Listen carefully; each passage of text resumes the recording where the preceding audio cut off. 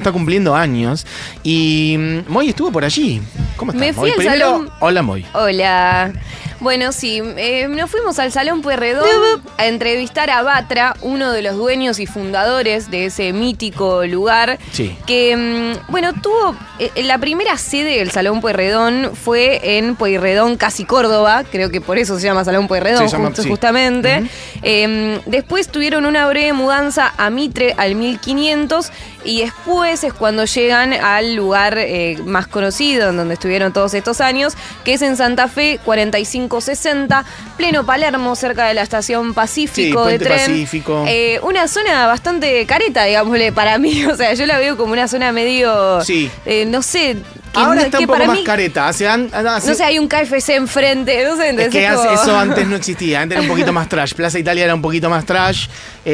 Groove antes era el lugar de cumbietón que era Metrópolis, si no me equivoco. Claro. Sí, Metrópolis. Y ahí también fue. Puente Pacífico Cuando era era Metrópolis, claro, y ¿no? Puente Pacífico era mucho más trash que lo que es ahora Juan B. Justo, toda esa zona. Era Claro. menos fancy que ahora. Sí, pero todavía ese lugar, el Salón Pueyrredón. Claro, todo cambió, pero el salón sigue. Todo cambia Sí. y de repente ese espacio también, este formato de subirse unas escaleras, te vas para arriba y te encontrás con un universo totalmente nuevo, con un espacio de encuentro que está buenísimo y me encantó esto de las escaleras, porque es así, ¿no? En general, Sí. es como, Sí. o voy para abajo, o voy para arriba, pero sí. esas escaleritas, decís, me está cambiando la vida. Sí, Paso sí, por sí, estas sí. escaleritas y te cambia toda Vos la cuando- percepción de tu Sí, existencia. sí.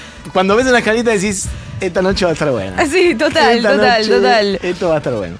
Para quienes no fueron, bueno, el Salón Pueyrredón tiene, apenas entrás, podés entrar, doblar a la derecha y tenés como una especie de balconcito que da a la, Sí. que da a la avenida.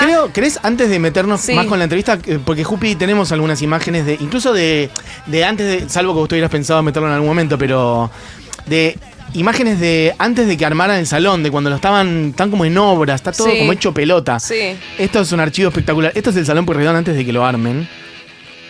Así estaba cuando se metieron. O sea, bueno, tuvieron que hacer una tremenda obra. Y el impulso del Salón Pueyrredón fue un grupo de amigos del mundo punk, si se quiere, que empezaron a llevar a cabo este espacio, tipo, básicamente. Empezaron Sí. a organizarse, a prestarse instrumentos o a prestarse el espacio para una sala de ensayo, para grabar con su banda, para... Algunos a vivir ahí también, Algunos en a momentos de crisis 2001. Total, la primera sede del Salón Pueyrredón empieza en el 96, 97, pero bueno, se termina de afianzar en el 2000, digamos, es como el origen oficial, con todo lo que conlleva después la crisis del 2001, Cromañón, ¿no? Y mantenerse todos esos años, todo el tiempo también queriéndolos clausurar, ¿no? Un montón de reglamentación municipal con la que estuvieron luchando muchos años. Bueno, después ahora la pandemia, que también fue Obvio. fuerte, Sí, o sea, claro. ¿no? Digamos, siento que cuando hablas con personas del ámbito de la cultura, te marcan a Cromañón como algo clave y ahora también te marcan a la pandemia. El balcón emblemático Sí. del Salón Pueyrredón da Avenida Santa Fe. Sí, de día. Y esto debe claro, tener, y esto debe tener 25 años. Qué loco, qué loco. Bueno, sí, muchos shows, música, teatro, fanzines, Sí. libros, pero sobre todo para mí cobijar todo un mundo antifacho, todo un mundo anticareta, un mundo antifascista, en donde se cruzaban eso, los punkis, pero también un poquito los hardcore, un poquito los darks, Sí. la gente sensible, la Sí. gente de los márgenes de la noche, Sí, de la ciudad. pero también y algo que vamos a notar y a escuchar también en esta entrevista que le hice a Batra, Bien. uno de los fundadores del Salón Pueyrredón, es que también esta cosa de sí, al principio era encontrarse dentro del punk, pero después con el tiempo en realidad fue el encuentro también en el ámbito del teatro, Sí. de que haya como movidas teatrales muy locas y muy experimentales y que también el Salón Pueyrredón acobijó eso, Feria del Libro Punk, por ejemplo también, o también fiestas de pop, ¿no? Tipo, de Sí. repente uno capaz dice, no, el Salón Pueyrredón, nada, es esta cosa, punk rock y nada más, pero no, o sea, también albergó un montón de otros sonidos que al fin y al cabo lo que los une es la contracultura, ¿no? Y hacer con lo que tienen y mantenerse. Pero bueno, el sonido sí inicial es el punk rock y es obviamente lo que los atraviesa, pero... Sí, la autogestión, la independencia, y hay que bancar un lugar así tanto tiempo, es algo muy desgastante, y bueno, de hecho eso... en algunos, bueno, Gustavo también, uno de los fundadores, lo contó varias veces, como de momentos como de estar muy entusiasmado y mucho amor por el lugar, y momentos de decir, che, yo no puedo más, no doy más, que sea lo que sea. Bueno, ¿querés contar un poco cómo fue tu charla con Batra? Sí, muy linda. Bueno, si te parece, Jupi, podemos empezar a poner la entrevista desde el minuto 008, en donde básicamente le pregunto, y ahora lo van a escuchar también, sobre los orígenes, ¿no? Ahora estoy cumpliendo 28 años, y algo que leí en una nota es que igual todos los años celebran, o sea, no es que los 30 o los 20 o los 10, claro, o no son los números redondos. Sí. Y en una nota dicen, es que ya está, tenemos que celebrar cada año que estamos existiendo. Realmente. Así que si cumplimos 28 años, vamos a celebrar los 28 años. Exacto. No me importa si no es un número redondo, ¿entendés? Ahí estamos. Así es, en el salón. Fuimos hace unos días al Salón Pueyrredón a entrevistar a Batra, y bueno, esto es lo que pasaba. Desde la hora animada vinimos al Salón Pueyrredón a charlar con Batra. El salón está cumpliendo 28 años. ¿Cómo te sentís con eso?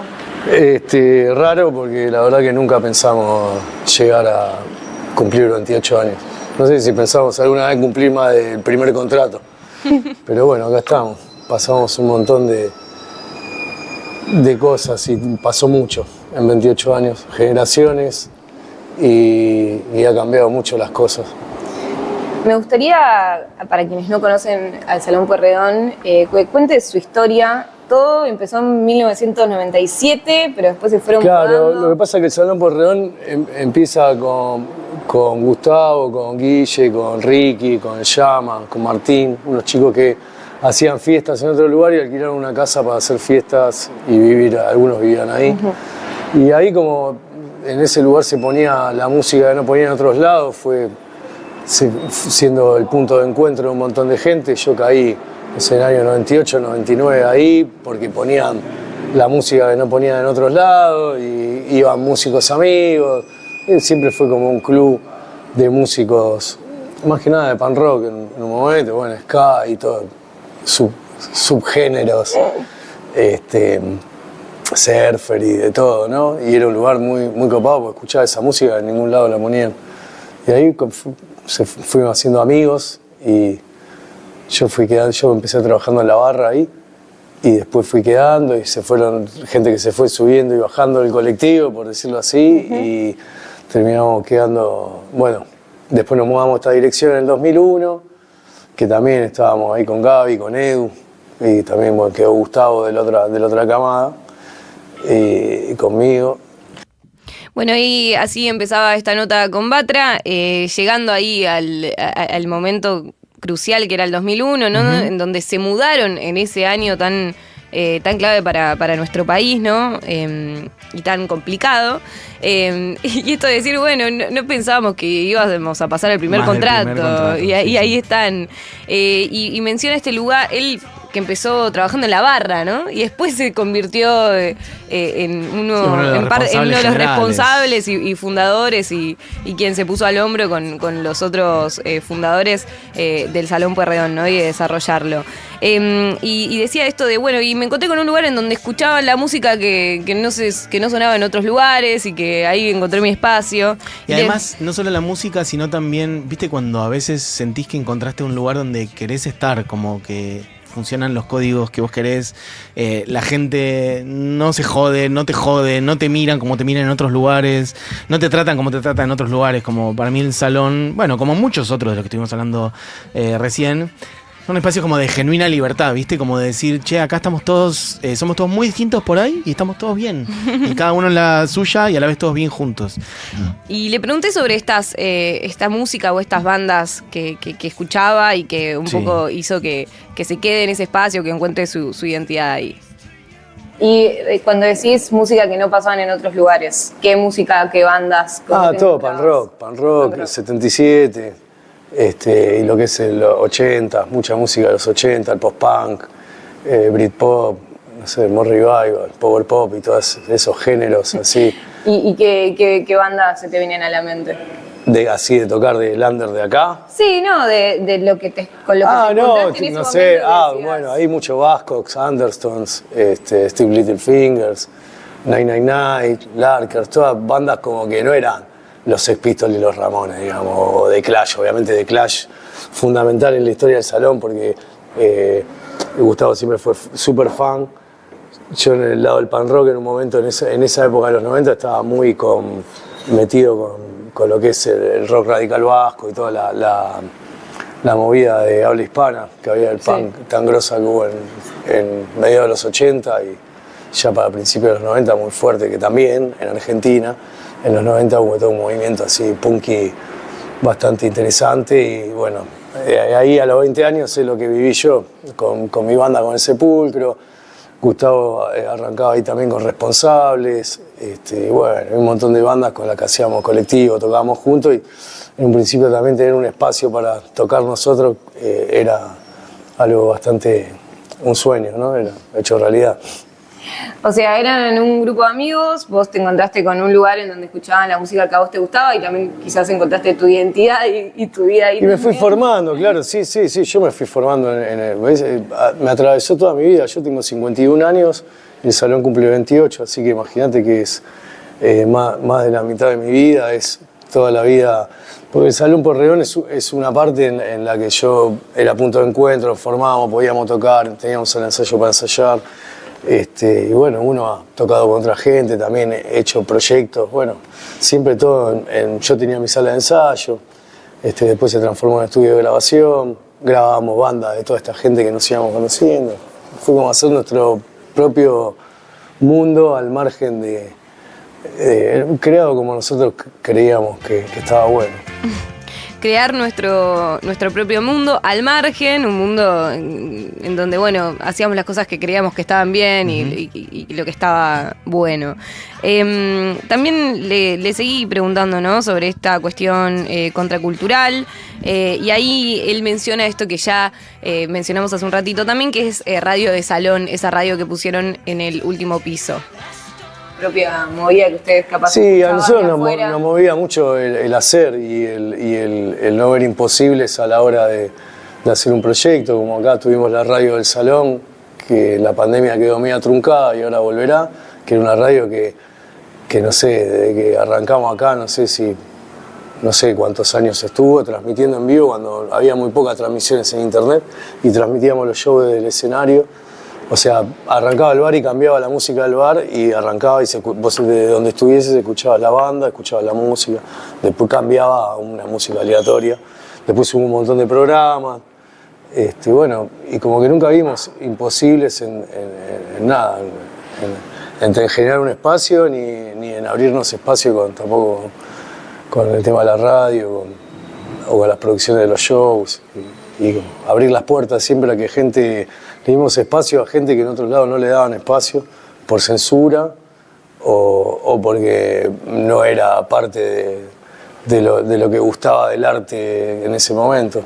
Por ejemplo, ¿qué recordás de esos momentos de censura o de bandas a los que les No, censura no, pero nosotros hemos hecho cosas muy locas. Yo qué sé, en el viejo Porredón existía lo que era Noche de Miércoles con Silvia Hermosa, que era de la Loca como tu madre, y toda la gente de Medio Mundo Varieté y toda esa gente del under del teatro y como de la contracultura. Siempre fue esa nuestra posición dentro de ser un espacio que albergaba gente que estaba con la contracultura, con cosas que no eran...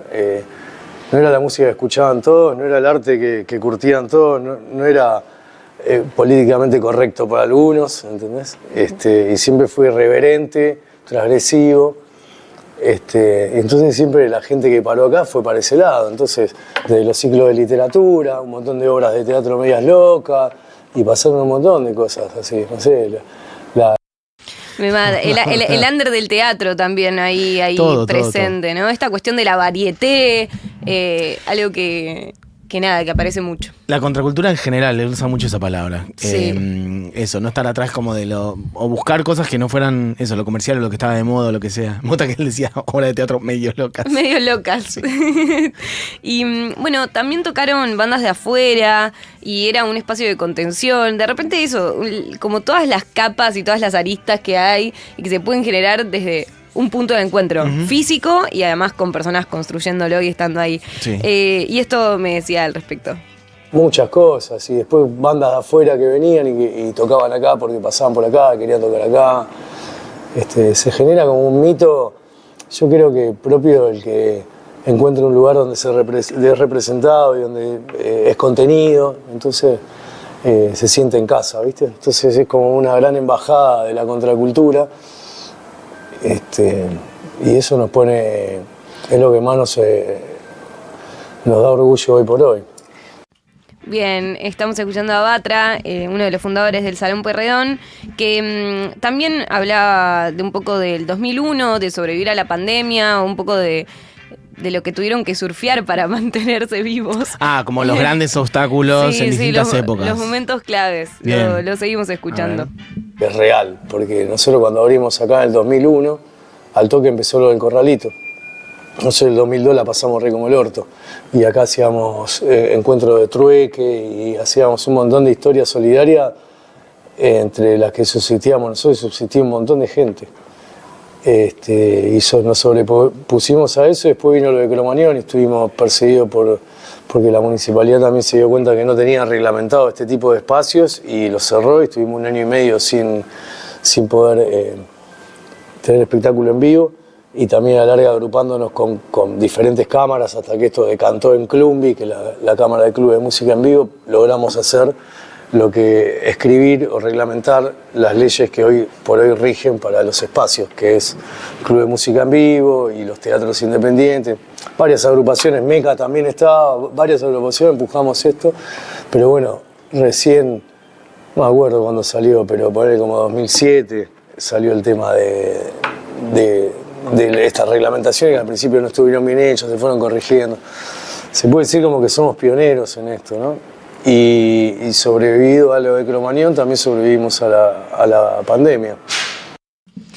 Me mata esto también, ¿no? De repente ya ellos ayudando a reglamentar, ¿no? Leyes para la música en vivo de su ciudad. Sí. Y es re loco eso también, porque también tiene que ver para mí con el surgimiento del rock, del punk rock, tipo de una movida que también vino de la mano del surgimiento de espacios culturales como el Salón Pueyrredón y muchos otros más, que también eso, y de repente te encontrás con una tragedia que te cambia la vida, que te marca todo, y unos amigos que dijeron vamos a poner un lugar en donde podamos tocar y compartir y hacer cosas, se terminan convirtiendo también en personas que marcan las reglas, las leyes del resto de los lugares que van a querer poner un lugar para que pibes, no sé, esas mismas leyes capaz los que pusieron Moscú y que son como el punto de encuentro actual de pibes más jóvenes y que hacen rock y toda esta movida nueva, pero que tiene como una mirada al pasado, sin dudas, de estas décadas. Eso habla de la importancia de, como de, no sé, como el nombre que le quieras poner, un ecosistema o un bioma o las distintas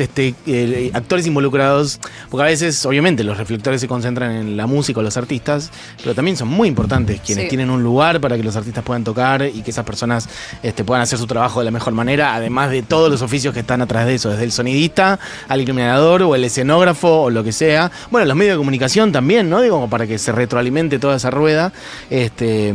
Y bueno, muchas de esas personas no solamente tienen que autogestionar sus espacios, sino, como decís, en momentos de crisis o el Estado que por ahí no te da bola durante mucho tiempo, de repente decir, che, acá existimos, se organizaron esto, Clumbi, clubes de música en vivo, ¿no? Sí. Dijo, que es Clumbi con B corta, lo pueden buscar. Y bueno, pelear para que esos lugares puedan seguir existiendo, porque si no, también es como, en general, es como, bueno, que todo eso lo cierran a la mierda y quedan solo los lugares grandes, más careta, con más guita. Y la que pierde ahí es la cultura, ¿viste? Sí, y además hay algo de que recién hablábamos de antros, ¿viste? Viernes de antros, y como que puede haber un imaginario de, bueno, el antro y es revidente y desorganización, a nadie le importa nada, pero en realidad la autogestión no Pleno, es por lo eso, es sí. tipo, no hay nada en lo que te tengas que hacer más responsable de lo que haces, de lo que no haces, de hacer las cosas correctamente, claro. Además de porque que nadie te ampara, o sea. Vas en cana, claro, o sea, directamente, por eso digo, o sea, no solamente esas personas le están poniendo su tiempo, su vida total, en general lo hacen con muchísimo amor y muchas veces perdiendo guita, sino que además, al estar muy cerca las personas que son los dueños de los que gestionan, digo, como en el caso de él, ¿no? Sí, sí, los sí. dueños son los que por ahí te sirven algo en la barra, Sí, sí, sí. Están ahí poniendo la carucha todo el tiempo y son los responsables civiles y penales si pasa algo.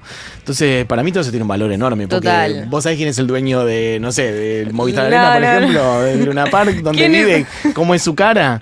Bueno, funciona distinto, ¿no? Tiene sus virtudes también, eso, obviamente, pero bueno.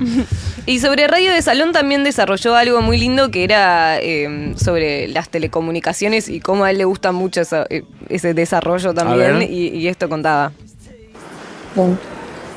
¿Y Radio de Salón apareció cuándo? Radio Salón, soy malísimo con la fecha, pero ponele que 2008, 2007, una cosa así o antes, con un grupo de personas que manejaban software libre y todo el tema paralelo que no es Windows y toda la historieta. Entonces empezó a transmitir con Linux y con unos programas que tenían para hacer la historia. Después siempre siguió funcionando con eso, pero estaba basado en eso y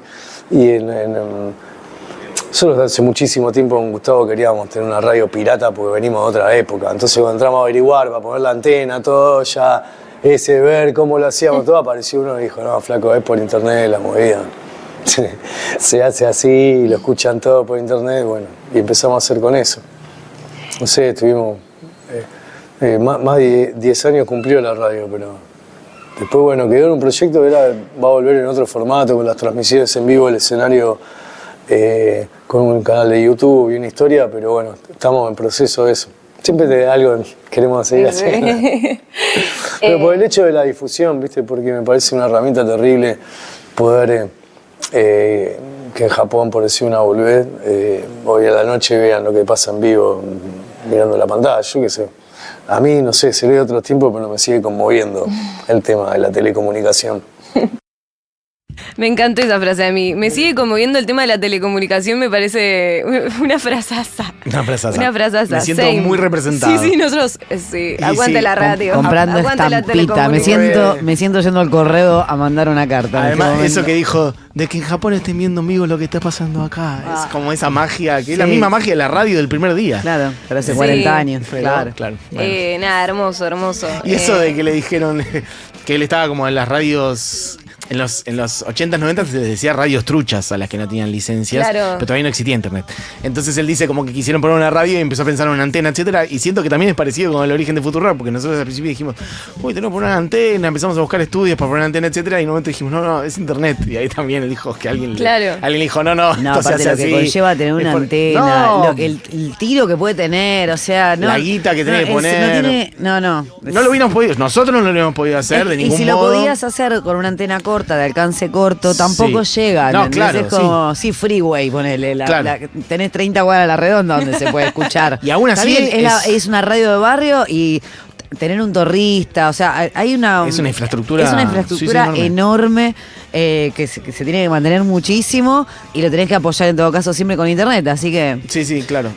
Pero sí, lo de la antena es una locura de guita. Bueno, Sí, perfecto. Me encanta este momento. Un dial, amigo, qué bárbaro. Muy bueno, y bueno, desde el 2008 hasta el 2018 más o menos, 10 años duró Radio de Salón y ahora está en una pausa, pero la idea es que vuelva con estas transmisiones, ahí estaremos atentas. Bien. Y sobre bandas que pasaron por el Salón Pueyrredón, esto me contestaba. Bandas que pasaron por el Salón Pueyrredón, ¿a quiénes podrías mencionar? O eso, ¿qué recitales recordás? Que decís, bueno, mirá... ¿Qué recordás con No, cariño? hubo un montón de cosas muy flasheras, de que toquen los Buzzcocks, que es una banda que, bueno, que tocó en un lugar y después vinieron acá y armaron por el cumpleaños de uno y le tocaron unos temas acá. Eso fue como medio increíble. Tocó NoFX también, digo, así como de los famosillos, ¿no? Pero porque había un terremoto en Chile, no pudieron viajar y bueno, estaban ahí medio en una locura. Se llama tocar el boliche punk y acá cayeron. Después tocó Marea, también tocó La Vela Puerca. A mí me gustó mucho haber podido hacer la producción con el Chino de Cadena y con un par más, con Pablo Scatter de Joe Lally, el bajista de Fugazi. También tocó Albert Pla, que es alguien que yo admiro mucho y tuvimos mucho tiempo, somos como muy cercanos y nunca cuadraba porque las producciones eran en ICET en otro lado y un día hicimos una media under acá, unas funciones. Eso me pareció buenísimo poder lograrlo acá. No sé, pasaba mucha gente que nos venga a visitar Fermín, me parece como que haber entablado amistad a través del salón con Fermín Muguruza me parece como algo que todavía no puedo creer. Ahí hablando de Fermín Muguruza, bueno, que lo entrevistaste hace Sí, poquito. hace poco, que tocó acá en el C.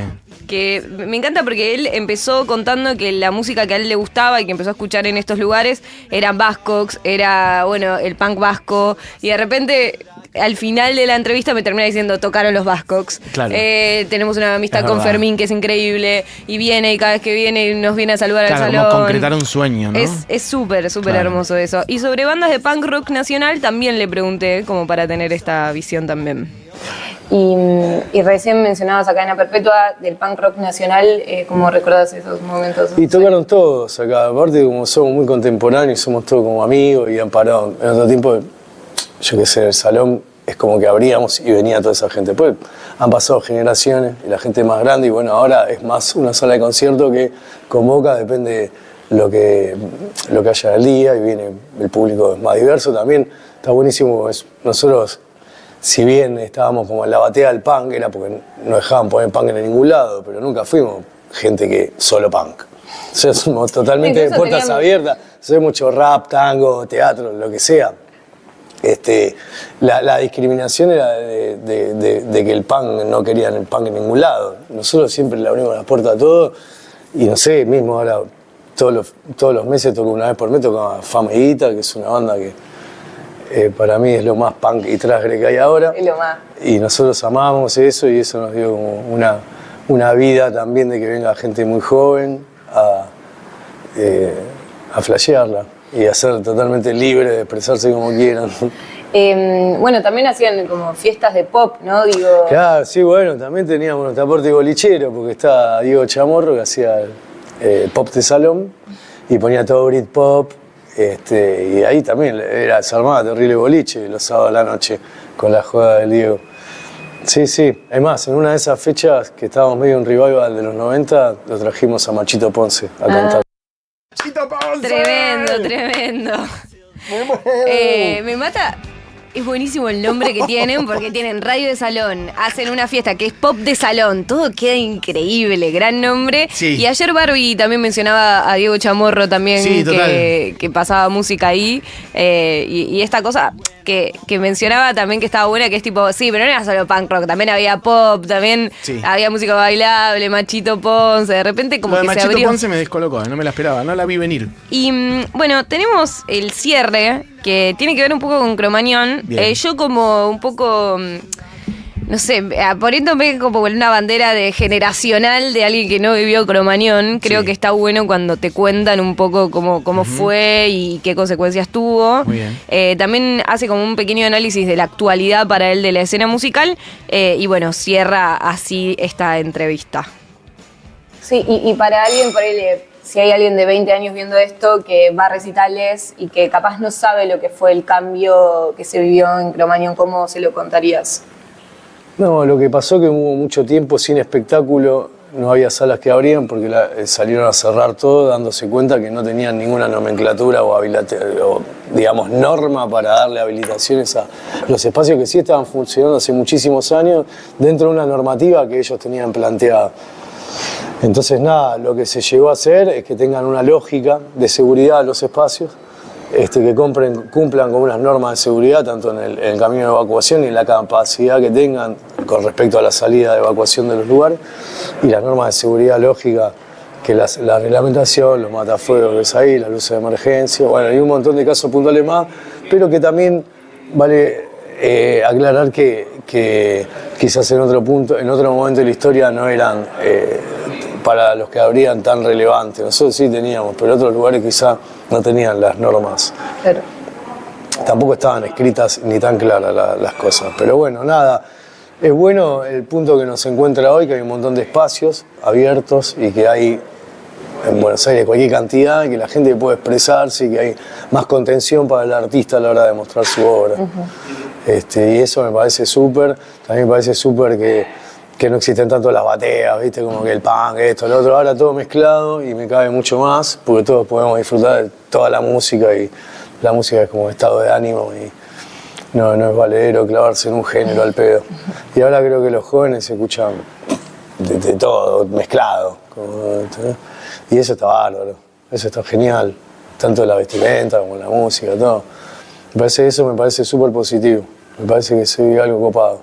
Buenísimo. Y que bueno, falta, pero es parte de la construcción y del seguir viviendo. Y ya para cerrar, ¿qué sentís que los impulsa a seguir, a mantener vivo el Salón Pueyrredón? Claro, ya estamos jugados, ahora hay que darle para adelante hasta el final. Es así. Muy bien, estamos acá en el Salón Pueyrredón desde Futurock, la hora animada con Batra. Muchas gracias. Bueno, gracias a todos. Y bueno, estamos jugados, dice que vamos a hacer otra cosa a esta altura del partido. Y todo re lindo también esto último que decía, como siento que antes capaz había más pica entre todo, tipo. Sí, más rivalidades. Y acá como que dice que no, las nuevas generaciones no pasa tanto eso. Total. Y esto entrena. Bueno, fuimos al Salón Pueyrredón entonces, hicimos una escapadita. Una escapadita, están lindas. Gran entrevista de Moy al Batra. Gracias a la gente de Salón Pueyrredón que nos invitó, que nos abrió las puertas. Divinos. A Batra, a Nanu también. Y feliz cumple. Y decir, de hecho, tengo acá la agenda, porque bueno, hay de todo en el salón siempre, pero bueno, justamente en este mes aniversario, en agosto, hoy toca Trotsky Vengará. Esto es esta noche, en un ratito nomás. Bien. Y mañana hay un gran show de Taylor Problems, de banda del Uruguay, que es un bandón. Tocan mañana y después, bueno, viernes 22 y sábado 23 Sin Ley y todo. Bueno, después se fijan la agenda del salón. Pero hay todos los viernes, todos los sábados y de jueves a domingo está abierto. Y entradas a la venta por Alpogo Tickets. Bueno, creo que clavamos casi 2 horas de corrido, de repasar un montón de lugares de la historia de la ciudad de Buenos Aires. Menos mal que no teníamos ganas de laburar. La verdad, madre, que era feriado. Yo arranqué diciendo, qué pachorra, pero arranqué diciendo, el programa de hoy está producidísimo. Tan manija van a ser todos. Todos. Mirá la manijeada. Hasta las, 1 hora 40 de corrido. Anda bien con los números hoy, Mati. Ni tema ni tanda. Está terrible. ¿Viste? Bueno, el Salón Pueyrredón, 28 años. Moira Memá, vamos y venimos. La hora animada. Una playlist artesanal.